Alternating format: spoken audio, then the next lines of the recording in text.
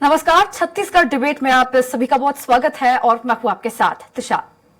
प्रधानमंत्री नरेंद्र मोदी को लेकर नेता प्रतिपक्ष चरणदास महंत द्वारा की गई विवादित टिप्पणी को लेकर बीजेपी ने कांग्रेस के खिलाफ अब मोर्चा खोल दिया है। बीजेपी को लोकसभा चुनाव के लिए एक बड़ा मुद्दा मिल गया है। बीजेपी इसे प्रदेश भर एक अभियान के रूप में चलाएगी। वहीं कांग्रेस का इस पर कहना है कि नेता प्रतिपक्ष ने प्रधानमंत्री नरेंद्र मोदी के ऊपर हमला करने की बात नहीं की है। उन्होंने राजनीतिक रूप से मुकाबला करने के लिए वैसे ही मजबूती के साथ उनके सामने खड़े होने की बात कही है। इसी पर देखिए ये खास रिपोर्ट।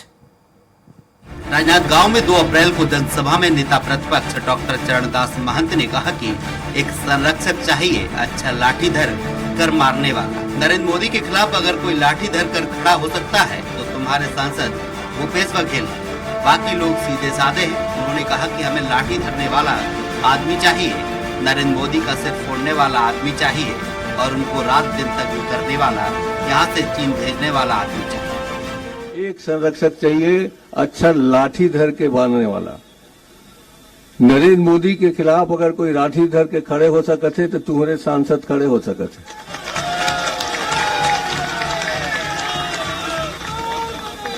बाकी वन सीधवा साध है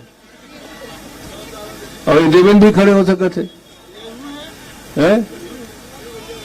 शिव लाठी धर नहीं सके, गाड़ी दे सके। हम लाठी धरैया आदमी चाहिए, नरेंद्र मोदी के मूड फोड़ैया आदमी चाहिए और रात दिन तंग करके यह ले चीन भेजने वाला आदमी। वहीं चरणदास महंत के बयान के बाद छत्तीसगढ़ में सियासी पारा गर्म हो गया है। इस पूरे मामले पर बीजेपी प्रदेश प्रभारी नितिन नवीन ने कहा कि मैं भी हूं मोदी का परिवार और मैं कांग्रेस के नेताओं को कहना चाहता हूं कि पहले लाठी मुझे मारो। मैं भी हूं मोदी का परिवार और मैं कांग्रेस के नेताओं को कहना चाहता हूं कि पहली लाठी मुझे मारो। कहीं न कहीं जिस प्रकार का अमर्यादित बयान देने का काम कांग्रेस के नेताओं ने किया है, उनको मालूम नहीं कि उनके इतिहास में भी जब जब उन्होंने बयान दिया, माननीय मोदी जी ने उसको अपने गहने के रूप में स्वीकार किया और कहीं न कहीं देश की जनता ने जवाब दिया। इस मामले पर मुख्यमंत्री विष्णुदेव साय ने कहा कि नेता प्रतिपक्ष ने जो बयान दिया है हम उसकी निंदा करते हैं। कांग्रेसियों से मैं कहता हूं कि उन लोगों में हिम्मत है तो मैं मोदी परिवार का हिस्सा हूं, वे लाठी मारे तो पहले मेरे सिर पर मारे। छत्तीसगढ़ की जनता बिल्कुल बर्दाश्त नहीं करेगी कि चुनाव में कांग्रेस को एक भी सीट जीतने नहीं देगी। छत्तीसगढ़ के नेता प्रतिपक्ष हमारे यशस्वी प्रधानमंत्री के लिए बोला है कि उनको लाठी मारने वाला व्यक्ति आपका ही सांसद होगा, ऐसा कल राजनांदगांव श्री भूपेश बघेल के नॉमिनेशन के अवसर में कहा है और इसके हम भर्त्सना करते हैं और हमें कहते हैं कि पहले भी प्रधानमंत्री जी को अनेकों तरह से गाली दिया गया। वहीं सियासी गर्माहट को बढ़ता देख चरणदास महंत ने भी अपना पक्ष रखते हुए भाजपा पर निशाना साधा है। उन्होंने बयान जारी किया है कि मुहावरा ठीकरा फोड़ना मतलब जिम्मेदारी वहन करना होता है, जिसे छत्तीसगढ़ में मुंह फोड़ना ही कहा जाता है। वहीं भाजपा ने इस पूरे मामले को लेकर चरणदास महंत और कांग्रेस के खिलाफ निर्वाचन आयोग में शिकायत की है। इसके अलावा भाजपा कार्यालय एकात्म परिसर में मुख्यमंत्री विजय शर्मा ने प्रेस कॉन्फ्रेंस को लेकर एक पोस्टर लॉन्च किया है। भाजपा की पोस्टर में लिखा है, मैं हूं मोदी का परिवार, पहली लाठी मुझे मारो। मैं भी हूं मोदी का परिवार, पहली लाठी मुझे मारो। चरणदास महंत जी ने जिस तरीके से बयानबाजी की है उसकी घोर निंदा करता हूं। न सिर्फ निंदा करता हूं, यह भी कहता हूं कि उनको सचेत रहना चाहिए। पूरी ताकत से जवाब इस बात का दिया जाएगा।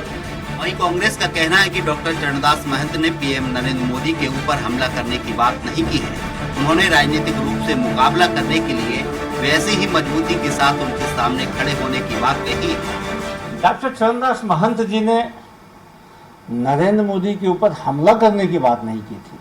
उन्होंने राजनीतिक रूप से मुकाबला करने के लिए वैसे ही मजबूती के साथ उनके सामने खड़ा होने की बात की। बहरहाल लोकसभा चुनाव की सरगर्मियों के बीच कांग्रेस ने बीजेपी को एक बड़ा मुद्दा दे दिया है। इस मुद्दे को बीजेपी लोकसभा चुनाव के दरमियान एक अभियान के रूप में चलाएगी। हालांकि कांग्रेस इसे महज एक मुहावरा बता रही है। अब देखना दिलचस्प होगा इस सियासी बयान का जनता पर कितना असर पड़ना है। स्वराज एक्सप्रेस के लिए रायपुर से दिलीप साहू की रिपोर्ट।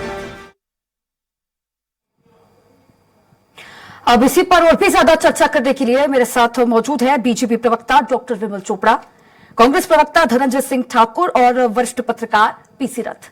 आप तीनों मेहमानों का स्वराज एक्सप्रेस में बहुत बहुत स्वागत है। चलिए कार्यक्रम की शुरुआत पीसी रथ जी आप ही से कर लेते हैं। ये विवादित बयान डॉक्टर चरणदास महंत का नेता प्रतिपक्ष है, आचार संहिता लागू है, देश भर में प्रभावी है पूरी तरह से, और इस दौरान आचार संहिता का उल्लंघन करते हुए ये विवादित टिप्पणी, आप क्या कहना चाहेंगे इस पर? कितना सही कितना गलत? जी, चुनाव के दौर में इस तरह से राजनीतिक बयानबाजी तो होती ही रहती है और छत्तीसगढ़ में चरणदास महंत को काफी संयत राजनेता माना जाता है। चरणदास महंत को लेकर के किसी तरह से, चूंकि वो पहले विधानसभा अध्यक्ष भी रह चुके हैं और उनका जो लंबा राजनीतिक जीवन है उस लिहाज से उनसे जो इस तरह से कोई बयान, उनका बयान इस तरह से जो समझा जा रहा है उस तरह से मुझे नहीं लगता कि उन्होंने दिया होगा। मैं ठीक से उनके बयान का अभी अध्ययन नहीं कर पाया हूं, लेकिन मुझे लगता है ये राजनीतिक तौर पे मुद्दे उठाने की कवायद ज्यादा है, क्योंकि लोकसभा में जितने सांसद भाजपा के रहे हैं अभी, उन्होंने छत्तीसगढ़ के मुद्दों को लेकर उस तरह से कोई काम किया नहीं है। तो भाजपा को लोकसभा में अपने लिए मुद्दे तो चाहिए कि अभी वो चुनाव के दौर में किस आधार पर जनता के बीच में जाए। केवल एक प्रधानमंत्री के नाम पर ही वोट मिल जाए ये जरूरी नहीं है। आज के दौर में वोटर्स भी जागरूक हैं और बहुत सारी चीजों को देखा जाता है। तो मुझे लगता है कि शायद ये सिर्फ एक शोषा छोड़ने की बात है, किसी तरह से एक नए मुद्दे को लेकर के लामबंदी की जा रही है। और कांग्रेस प्रवक्ता ने जिस तरह से बात कही है उससे मुझे लगता है कि निश्चित रूप से वो उस बयान का गलत अर्थ निकाला जा रहा है। वो संयत राजनेता हैं और चरणदास महंत से इस तरह के बयान की कोई भी उम्मीद नहीं कर सकता कि वो प्रधानमंत्री को डंडे लेके मारने जाओ या इस तरह से प्रधानमंत्री के ऊपर हमला करने की बात कुछ कहेंगे। वो मुहावरों का इस्तेमाल जरूर हुआ होगा और जिस ठीकरा फूटने वाली बात जिस तरह से की गई होगी उसको लेकर के कुछ संशय होगा। और चूंकि मुद्दे उठाने का समय है, लोकसभा चुनाव है, किसी न किसी मुद्दे पर हवा बनाई जानी चाहिए, इसलिए उन्होंने भाजपा ने इसे बड़ा इश्यू बना लिया है। जी चलिए ठीक है। अब धनंजय जी आपका रुख करना चाहूंगी मैं। आपने जरूर सुना होगा पीसी रथ जी का क्या कहना है कि शायद डॉक्टर चरणदास महंत के इस बयान के गलत मायने निकाले जा रहे हैं, लेकिन फिर भी हम सभी जानते हैं आचार संहिता लागू हो चुकी है, पूरी तरह से प्रभावी है। इसके बावजूद ऐसा लगना चाहिए कि शायद परहेज करना चाहिए इस तरीके के बयानों से। आपको नहीं लगता कि शायद आपके नेताओं के बीच थोड़ा संयम होना चाहिए कि सचेत रहे और इस तरह की बयानबाजी, और वो भी जनसभा के बीच, ना करें?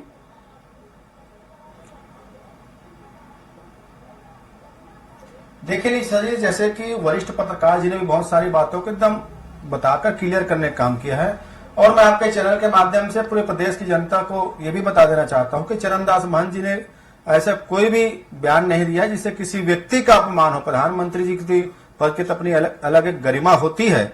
उन्होंने एक जो छत्तीसगढ़ में जो व्यंग है जिसको कहा जाता है उसको वहां पे एक पब्लिक मीटिंग में संबोधित करते हुए कहा है। और जनरली आम बात है छत्तीसगढ़ में जब किसी के ऊपर जिम्मेदारी डालनी होती है इस प्रकार की बातें कही जाती है, पहली बात।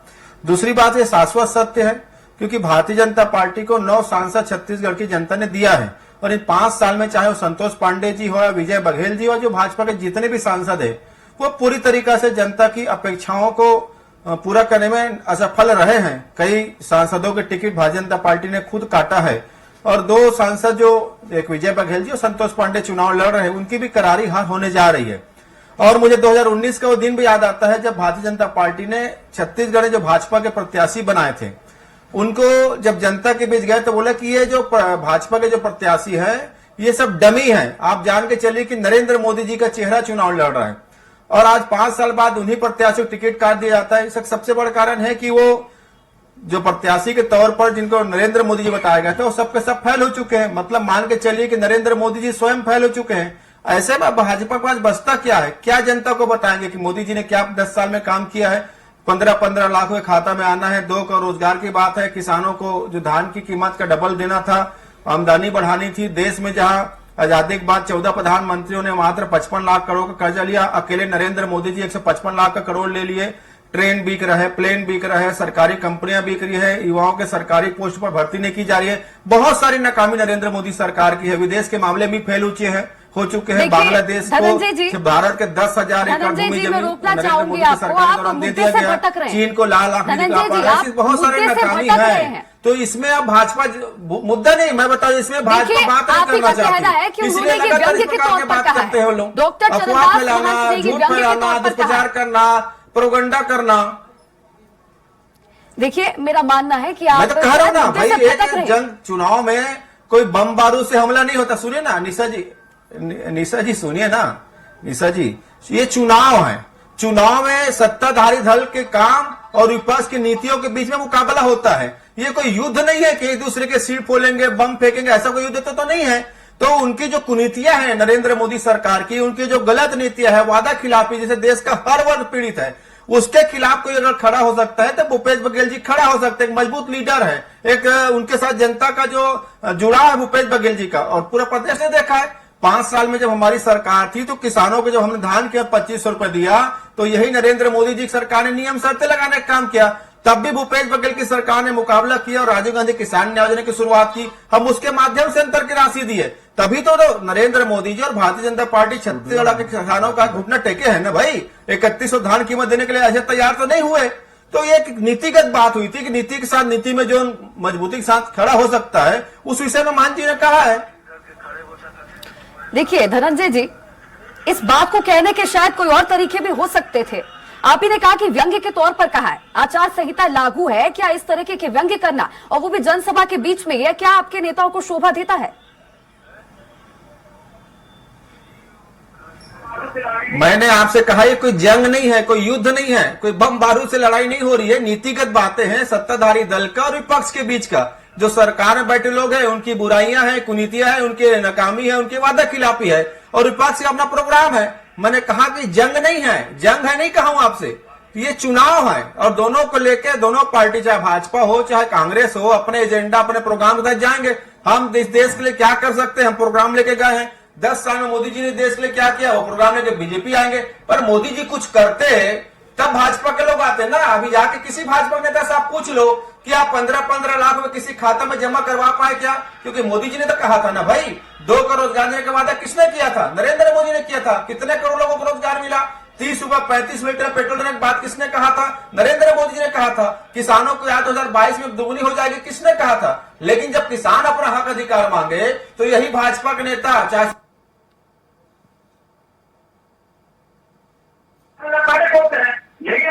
तो भाषा की मर्यादा तो भाजपा ने पहले खोते हैं। यही नरेंद्र मोदी जी की ले लो ना भाई। शशि थरूर जी के धर्म पत्नी के बारे में क्या कहते हैं नरेंद्र मोदी जी? 50 करोड़ रुपए का गर्लफ्रेंड है। ये भाषा शोभा देता है क्या? भरी सदन में कांग्रेस के सांसद को क्या कहा था नरेंद्र मोदी ने? ताड़का कहा था।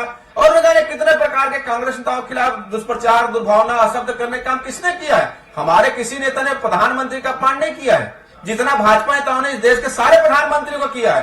यहाँ के स्वतंत्रता संग्राम सेनानियों किया है। यहाँ के बहुमूल्य जो रत्न है, हमारे विभूतियां, उनका अपमान किया है। हमारे किसी नेता ने किसी का अपमान नहीं किया है। चलिए ठीक है धनंजय जी, लौटूंगी मैं आपके पास। विमल जी, आपका रुख करना चाहूंगी। तमाम तरह के आरोप धनंजय जी ने आपकी पार्टी पर लगाए हैं। वो सबसे महत्वपूर्ण तो उनका कहना है कि प्रधानमंत्री नरेंद्र मोदी शायद हार चुके हैं, खुद इसीलिए प्रत्याशियों के टिकट काट कर नए प्रत्याशियों को मैदान में उतार रहे हैं। और सबसे महत्वपूर्ण ये, अब जो इनका बयान है इनके पार्टी के नेता का, डॉक्टर चरणदास महंत का, इसको डिफेंड करते नजर आ रहे हैं। इस पर आपकी क्या प्रतिक्रिया? कि कांग्रेस के नेता प्रधानमंत्री जी के लिए अपशब्दों का प्रयोग करते आ रहे हैं। ये एक बार नहीं है, कभी नीच कहते हैं, कभी चोर कहते हैं। इस प्रकार से प्रधानमंत्री जैसे गरिमामय पद का अपमान उन्होंने किया है। और जहां तक भारतीय जनता पार्टी की बात है, मैं अभी प्रवक्ता के वक्तव्य को सुन रहा था कि समझ नहीं आता है कि वो किस दिशा में जाना चाहते हैं, बात क्या करना चाहते हैं। देखिए, 5 साल में कोई भी सरकार के काम का जो रेफरेंडम होता है वो चुनाव होता है। पहले चुनाव में इन्होंने कहा 15 लाख रुपया खाते में जाएगा, कहा नोटबंदी हुई, उस पर एक मतदान हो चुका और भारतीय जनता पार्टी पिछले बहुमत से भी ज्यादा सीट लेकर के फिर से संसद में आई। तो इनको समझ नहीं आता कि कितना झूठ ये बोलेंगे। फिर उसके बाद दूसरा चुनाव हुआ, भारतीय जनता पार्टी फिर 303 सीट लेके आई है। इसके बाद भी इनको ये समझ नहीं आता कि इनकी सारी चीजें, सारी बातें जो जनता के बीच जा रही है वो गलत साबित हो रही है। अभी आप देखिए, कह रहे थे 5 साल में हमने किसानों के लिए ऐसा किया, हमने इसके लिए ऐसा किया, इसके लिए वैसा किया, बहुत अच्छा काम किया भूपेश बघेल की सरकार ने। अरे हार क्यों गया भैया? आज तब छत्तीसगढ़ के इतिहास में आपकी सबसे कम सीट क्यों आई? इस पर चिंतन कीजिए। आपने गलत किया। भूपेश बघेल जी की भाषा देख लीजिए आप। पर चाहे आज जो चरणदास महंत जी ने कहा है, इस भाषा में कोई अंतर नहीं है। भूपेश बघेल जी भी कहते हैं अपने, जब लोगों के बीच जाते थे, ये लड़की गंजा, तुम्हारे बाबा ने, तुम्हारे काका ने कभी मुख्यमंत्री से बात की है? इस प्रकार की भाषा का उपयोग आम जनता के लिए करते थे। तो विरोधी नेताओं के लिए वो किस प्रकार की भाषा का उपयोग करेंगे ये बताने की जरूरत नहीं। और प्रधानमंत्री के सर पे डंडे मारो, ये कहना ये किस प्रकार से सभ्यता की भाषा है? सबको समझना चाहिए कि आपने 5 साल काम नहीं किया, इसलिए जनता ने आपको गद्दी से हटा दिया। और जनता को पछतावा था कि ये सरकार जो 36 वादे लेकर के आई थी, उसमें एक वादा भी इन्होंने पूरा नहीं किया, इसलिए तो आपकी सरकार गई ना। अब चिंतन कीजिए अभी। और ये लोकसभा का चुनाव, ये बोल रहे हैं कि प्रत्याशी बदल दिए गए। अब ताम्रध्वज साहू जी दुर्ग से आके महासमुंद लग रहे हैं। तो भाई महासमुंद में पिछली बार आपका जो प्रत्याशी था वो नकारा हो गया क्या? उसने कांग्रेस छोड़ दी क्या? भूपेश बघेल जी राजनांदगांव जा रहे हैं। राजनांदगांव में साहू जी लड़े थे पिछले बार, वो नकारा हो गया क्या? देवेंद्र यादव बिलासपुर जा रहे हैं, क्यों भैया? उनको वहां से क्यों? आपने अपने प्रदेश अध्यक्ष की टिकट काट दी और उसकी जगह कवासी लखमा को टिकट दे दी। तो आपको कुछ सोच नहीं आया कि आपके प्रदेश अध्यक्ष जो है वो असफल हो गए, वो आज जनता के बीच जाने लायक नहीं है। आपके केंद्रीय नेतृत्व ने उनने की टिकट काट दी, आज वो जनता को मुंह दिखाने लायक नहीं है। और आप भारतीय जनता पार्टी की बात कर रहे कि प्रत्याशी बदल दिए गए। प्रत्याशी हमने बदले भी है और हमारे सारे लोग जो है आज जिस प्रत्याशी को टिकट दी गई उसके लिए काम कर रहे हैं। अब तक तो सारे लोग कांग्रेस छोड़ के भारतीय जनता पार्टी में आ रहे हैं, क्योंकि भारतीय जनता पार्टी के सिद्धांतों से प्रभावित है, वो भारतीय जनता पार्टी की नीतियों से प्रभावित है। आपके यहाँ सिर्फ घोटाला होता रहा है, चाहे शराब का हो, चाहे कोयले का हो, चाहे पीएससी का हो, चाहे गोबर का हो। सिर्फ घोटाले के सिवाय आपकी सरकार ने 5 साल कोई काम नहीं किया। ये छत्तीसगढ़ की जनता ने इस रिजल्ट में विधानसभा के बता दिया है। और अब लोकसभा के चुनाव में आपकी जो 2 सीटें है ना, वो भी जाने वाली है। 11 से 11 सीटें भारतीय जनता पार्टी के खाते में आएंगे और 400 पार भारतीय जनता पार्टी का आंकड़ा जाने वाला है। ये आप जान लीजिए। आपको राहुल गांधी, आपके चाहे बड़े नेता खाने जो भी लग रहे हैं, ये सब चुनाव हारने वाले हैं, कि आप समझ लीजिए। जी चलिए, ठीक है विमल जी। धनंजय जी, तमाम तरह के आरोप इन्होंने आप पर लगाए हैं और ये बात तो खैर जाहिर ही है कि जैसा कि अभी आपने बीजेपी पर आरोप लगाया कि प्रत्याशियों के टिकट काटे जा रहे हैं, नए प्रत्याशी उतार रहे हैं, तो देखिए वो तो उनकी खैर जो व्यक्तिगत प्रक्रिया है, लेकिन आप लोग तो प्रत्याशी भी समय से नहीं उतार पा रहे थे। इस पर आप क्या कहेंगे? बस्तर लोकसभा सीट पर पार्टी में इतना अंतरकलह, पीसीसी चीफ दीपक बैज की बात कर ले तो वो चुनाव लड़ने में कहीं इंटरेस्टेड नहीं है, फिर कवासी लखमा चाहते हैं कि उनके बेटे चुनाव लड़े, फिर टिकट कवासी लखमा को ही दे दिया। इतना अंतरकलह पार्टी में।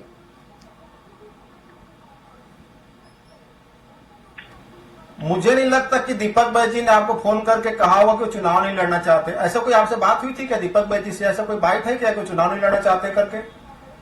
देखिए ये तो जाहिर सी बात है, बयानबाजी। आप ही के पार्टी के नेता, आप ही के पार्टी के नेता धनंजय जी जो बयानबाजी करते हैं उसी से साफ तौर पर नजर आता है पार्टी की तरफ से उनकी सक्रियता नहीं है। सुनिए ना, अच्छा सुनिए ना जी, अरे सुन लीजिए ना, अरे सुन लीजिए ना। दीपक बैज जी प्रदेश कांग्रेस के अध्यक्ष है। 11 लोकसभा सीट में उनके पास जिम्मेदारी है नेतृत्व करने का, और आप कह रहे हैं कि दीपक भाई चुनाव नहीं लड़ना चाहते। ऐसा कोई आपसे बात हुई थी क्या दीपक भाई जी के आपके बीच में टेलीफोनिक वार्ता या कोई ऐसा बाइट वाइट ऐसा होगा दिखा दीजिए प्लीज। दीपक क्या है कुछ बातें मैं समझता हूँ भाजपा के प्रवक्ता करते हैं तो उसे राजनीतिक विरोध होता है, लेकिन अगर एंकर अगर से बात करें समझ में आता है कि एंकर क्या तो जानकारी का अभाव या तो एंकर बाइस्ड हो गई है, समझ लीजिएगा। दूसरी बात, विमल चोपड़ा जी बड़ी बड़ी बात कर रहे थे कि दुर्ग से भूपेश बघेल जी नांदगांव क्यों गए, तामस साहू जी महासमुंद क्यों गए, देवेंद्र यादव जी बिलासपुर क्यों गए। अरे मैं तो पूछता हूँ, भूपेश बघेल जी स्टेट के अंदर के एक लोकसभा सीट में चुनाव लड़ रहे हैं, जरा आप बता दीजिए नरेंद्र मोदी जी गुजरात छोड़कर क्यों भागे भाई वाराणसी, क्यों भागे भाई वाराणसी गुजरात छोड़कर? क्या गुजरात में जनता उसको पसंद नहीं करती या गुजरात में चुनाव हारने का डर था? क्योंकि ये लोकसभा का चुनाव है, 543 लोकसभा सीटें हैं और हर पार्टी अपने प्रत्याशियों के चयन अपने हिसाब से करती है। अगर आप हमारे भूपेश बघेल जी या देवेंद्र उठाते थे इसका जवाब आप दे दीजिए, या तो आप भाजपा के प्रवक्ता होने के नाते कहीं ना कहीं हमारे नेताओं पर उंगली उठा के हम नरेंद्र मोदी जी को वाराणसी से प्रत्याशी बनाने का विरोध जता रहे हैं, ये भी साबित हो गया है। तो ये समझ लीजिएगा। दूसरी बात, ये कह रहे थे कि आपने काम नहीं किया। अरे भूपेश बघेल जी की सरकार ने ही किसानों को धान की कीमत जब 2500 दिया ना, तो देश के प्रधानमंत्री पद में बैठे व्यक्ति नरेंद्र मोदी जी को छत्तीसगढ़ आकर किसानों का आगे घुटना टेकना पड़ा कि हम 3100 देंगे। वो तो वादा किए थे भाई, 10 साल में क्यों नहीं दिए किसानों को आमदनी क्यों नहीं बढ़ाए? और रही बात, दूसरी बात सुन लीजिए ना, हारना जीतना अच्छी बात है, हारना जीतना अच्छी बात है, चलते रहता, लेकिन आपके नेता को घुटना तो टिका दिए और आपने इस बात को स्वीकार किया कि 15 लाख देने का वादा नरेंद्र मोदी जी ने पूरा नहीं किया। मतलब आपने माना कि नरेंद्र मोदी की सरकार ने धोखा दिया इस देश की जनता को कि 15 लाख देने का वादा किए थे, 15 लाख में जनता खाते में ट्रांसफर नहीं करा पाए। मैं तो आपको धन्यवाद देता हूँ कि भाजपा नेता जो इनकार करते थे, आपने स्वीकारा 15 लाख रुपए को कि नरेंद्र मोदी ने कहा था चुनाव परिणाम आते और जाते हैं। और रही बात देश की ना, तो मात्र 30% जनता नरेंद्र मोदी जी को वोट किया है, 70% जनता नरेंद्र मोदी जी और भाजपा खिलाफ आज भी खड़ी हुई है। आज भी 70% देश की आबादी 144 कांग्रेस को कितना मिला ये बताओ। मेरा ज्यादा विद्वान है, आप कांग्रेस को कितना मिला? 30% वोट प्राप्त करके ये कहना कि देश की जनता नरेंद्र मोदी के साथ खड़ा हुआ है ना, भूल जाइए, कांग्रेस भूल जाइए। कांग्रेस ने तो आजादी के बाद देश के लिए कितना काम किया, उतना तो आप 10 साल में नहीं कर पाए हैं। सिर्फ कांग्रेस शासन काल पर संपत्ति को बेचने के अलावा नरेंद्र मोदी सरकार की कोई उपलब्धि नहीं है। मैं तो कह रहा हूँ 14 प्रधानमंत्री आजादी के बाद इस देश में बने हैं और 13 प्रधानमंत्रियों ने जो पहले 55 लाख करोड़ का कर्जा लिए और नरेंद्र मोदी जी अकेला 155 लाख करोड़ का कर्जा ले लिए, रेलवे स्टेशन बेच दिए, हवाई अड्डा बेच दिए, पुस्तक कॉपी पर जीएसटी ले रहे हैं। काम नरेंद्र मोदी की सरकार कर रही है, तो आपकी उपलब्धि क्या है? बेचने और लूटने के अलावा और चंदा लो और धंधा दो। देख रहे हैं 10 साल से नरेंद्र मोदी जी सरकार कर रही है, तो कांग्रेस के मुकाबला तो भारतीय जनता पार्टी ने नहीं कर पाया। और रही बात चुनाव का परिणाम बताएगा, और आप कितना भी नफरत फैला ले, हिंदू मुस्लिम कर ले, कब्रिस्तान शमशान घाट कर लीजिए, आपके नेता तो हर बार बोलते हैं, जब चुनाव आता है तो आप नेता बोलते हैं मेरे विपक्ष लोग गाली दे रहे हैं, तो आपके पास बताने कुछ नहीं है तो विपक्ष भी आप आरोप लगाएंगे। समय नहीं देंगे लगता है आप। चलिए ठीक है, समय के अभाव के चलते पीसी रथ जी आपसे एक और सवाल लेना चाहूंगी मैं। देखिए, ये आरोप प्रत्यारोप वाद पलटवार का दौर तो लगातार जारी रहता है क्योंकि लोकसभा चुनाव भी नजदीक है। अब ऐसे में ये जो बयानबाजी चलती रहती है, क्या लगता है कि क्या कांग्रेस ने एक और बड़ा मुद्दा नहीं दे दिया है बीजेपी को उठाने के लिए लोकसभा चुनाव में, खुद ही के पैरों पर कुल्हाड़ी मारकर एक बार फिर से?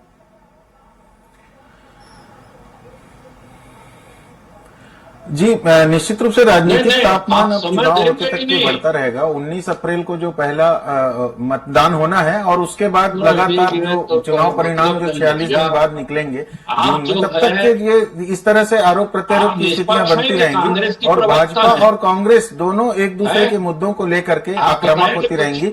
मुझे लगता है इस बार जो है भाजपा जिस तरह से मोड पे है उस तरह से कांग्रेस ज्यादा आक्रामक मोड पर अपने आप को शो करने की कोशिश कर रही है। भाजपा की सरकार केंद्र में भी है, राज्य में भी है और कांग्रेस को अपना पिछला वो हासिल करने की जद्दोजहद करनी है, इसलिए पहले की तुलना में कांग्रेस ज्यादा आक्रामक मोड पर आती दिख रही है।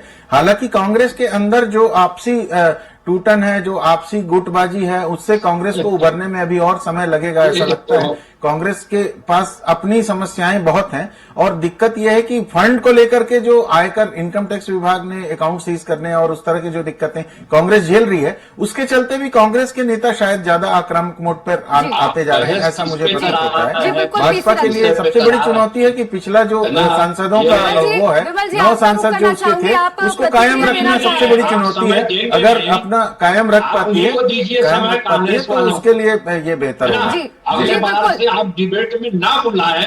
विमल जी, अच्छा। धनंजय जी ने आप पर तमाम आरोप लगाए, आप प्रतिक्रिया देना चाह रहे थे, अब चाहूंगे आपसे प्रतिक्रिया। नहीं, आपके पास समय ही नहीं है तो क्या प्रतिक्रिया देंगे?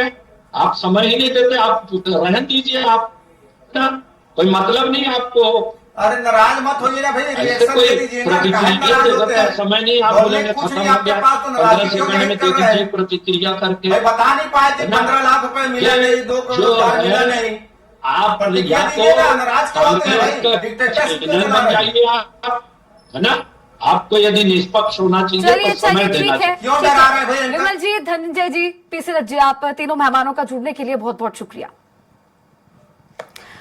तो फिलहाल इस खास पेशकश में इतना ही। अब देखते रहिए स्वराज एक्सप्रेस। नमस्कार।